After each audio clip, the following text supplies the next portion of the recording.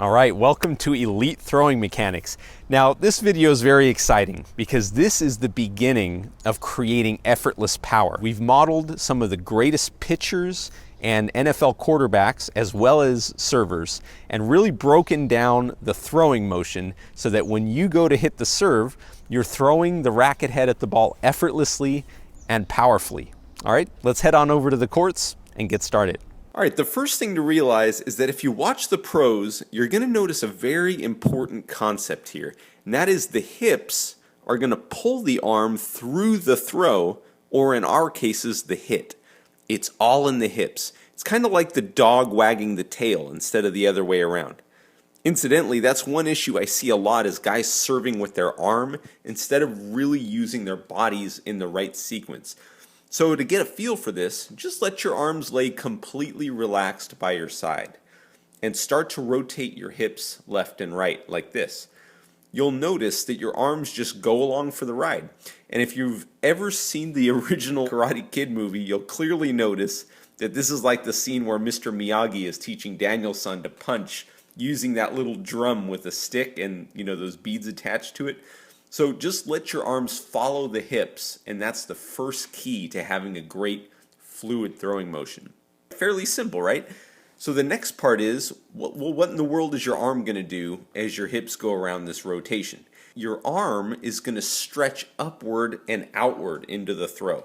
So beginning from this relaxed coiled position, or the trophy pose, as your hips turn, your arm is going to stretch out to the point of contact, or the point of release in this case, which is a 45-degree angle into the court. If your arm is really relaxed, you're going to see your forearm trail behind the elbow, almost spring backward.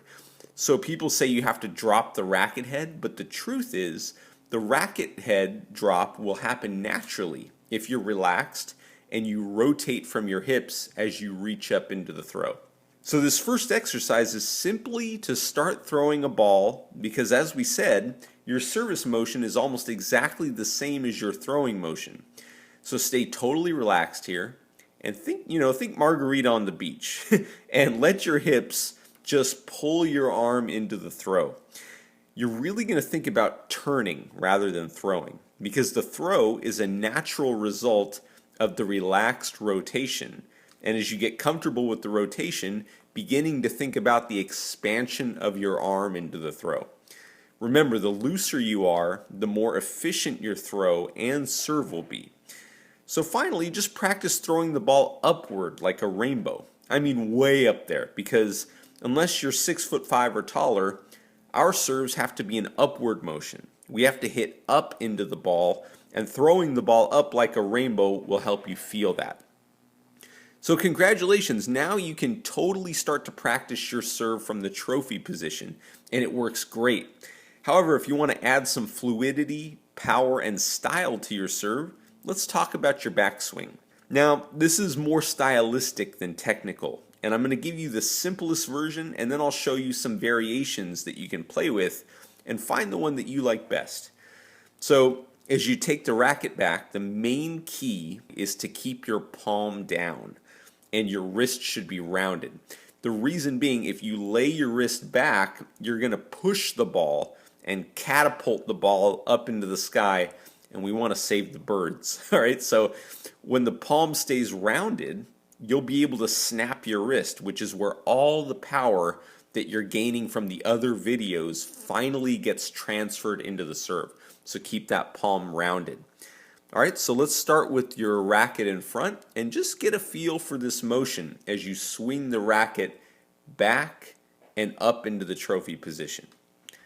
All right, great. Now for the next exercise, I got this cool device called the Total Serve, which is great. Incidentally, for developing a smooth motion, it's a really fantastic tool. But if you don't have one, you're going to need a towel and be able to tie a knot. So if you're like me and a terrible knot tire, bribe your wife or husband, or you can just put a couple of tennis balls in a really long tube sock, and that works great. The goal of this exercise is to develop a fluid throwing motion. And you're going to instantly get feedback here because if you have a hitch, meaning if your arm isn't moving smoothly and continuously, then you're going to get a whack on the backside. So Knowing what you now know about your backswing and how your arm moves into the throw, begin to create your throwing motion and let the follow through go right into the next throw. So the full motion, as you can see, looks kind of like a figure eight. Do this exercise for a couple minutes a day and you'll soon have the fluid throwing motion that the pros have. And there you have it. Nothing too elite throwing mechanics when you break it down and you follow these simple step-by-step progressions. Now, as I'll say basically at the end of every video, go through this video over and over again and really understand what you're trying to do in the video, because that's the best way to learn, along with practice and action. All right. With that, let's go on to the next video and learn how to develop the hammer, your first serve that you're going to use to throw in those aces and really take control of the point. See you in the next video.